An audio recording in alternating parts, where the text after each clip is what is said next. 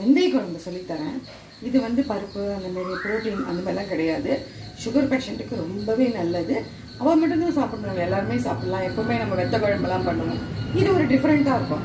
இதுக்கு தேவையான பொருள் பார்த்தீங்க அப்படின்னா 2 டீஸ்பூன் வந்து வெந்தயம் எடுத்திருக்கேன். அதே 2 டீஸ்பூன் வந்து அரிசி எடுத்திருக்கேன், பச்சை அரிசி. ஒரு 4 காஞ்ச மிளகா அரைச்சிருக்கேன். மிளகா வந்து உங்களுக்கு ஏற்ற அதிகமாக வேணாலும் குறைவாக வேணாலும் நீங்கள் காரத்துக்கு நீங்கள் உங்களுக்கு தகுந்த மாதிரி சேர்த்துக்கலாம். இப்போ வந்து தனித்தனியாக தான் வறுக்கணும். ஃபஸ்ட்டு வெந்தயத்தை வறுத்துடலாம்.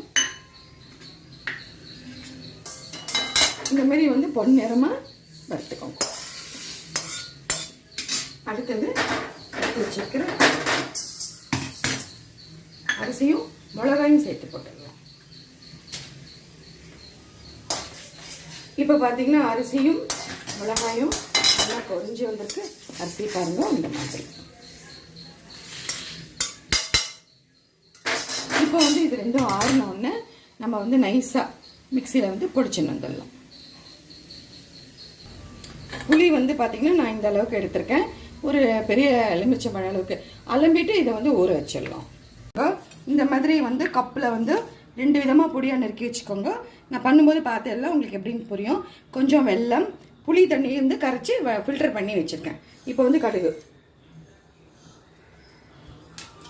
பொரிஞ்செடுத்து 2 கப்பில் 1 கப்பு வெங்காயம் இதில் போடுறேன்.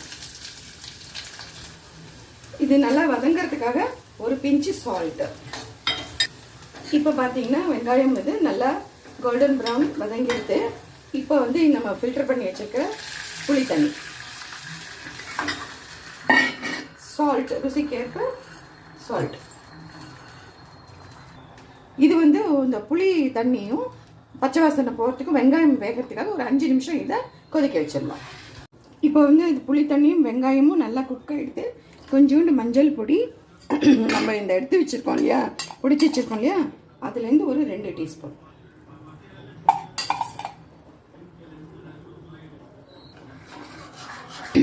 இப்போ இந்த பொடி போட்டிருக்கோம். நான் எடுத்து வச்சுருக்கிற 1 டீஸ்பூன் வெல்லம். நம்ம செகண்ட் டைம் எடுத்து வச்சுருக்கோம் இல்லையா இந்த பொடியை, வெங்காயம். இப்போ வந்து நான் அந்த 2வது கப்பில் இருந்த வெங்காயம் போட்டிருக்கேன். கொஞ்சோண்டு தண்ணி விட்டுக்கோங்க. இதை மிக்ஸ் பண்ணிவிட்டு பொடி போட்டு கொஞ்சமாக தண்ணி விட்டு மிக்ஸ் பண்ணி கட்டி இல்லாமல் ரெடி பண்ணிவிட்டு வெங்காயத்தை போட்டுட்டு உடனே நீங்கள் வந்து ஒரு கொதி வந்தால் போதும். இந்த பாருங்க, இந்த மாதிரி ஒரு கொதி வந்தால் போதும். அது குக்காக வேண்டாம். இப்போ இதை ஆஃப் பண்ணிடுறேன். இந்த மாதிரி கொதி வரும்போது நம்ம வந்து இந்த மாதிரி மூடி வச்சிடலாம். நான் வந்து ஒரே 5லேருந்து 10 நிமிஷம் மூடி இருக்கட்டும். நம்மளோட வெந்தயம் குழம்பு ரெடி.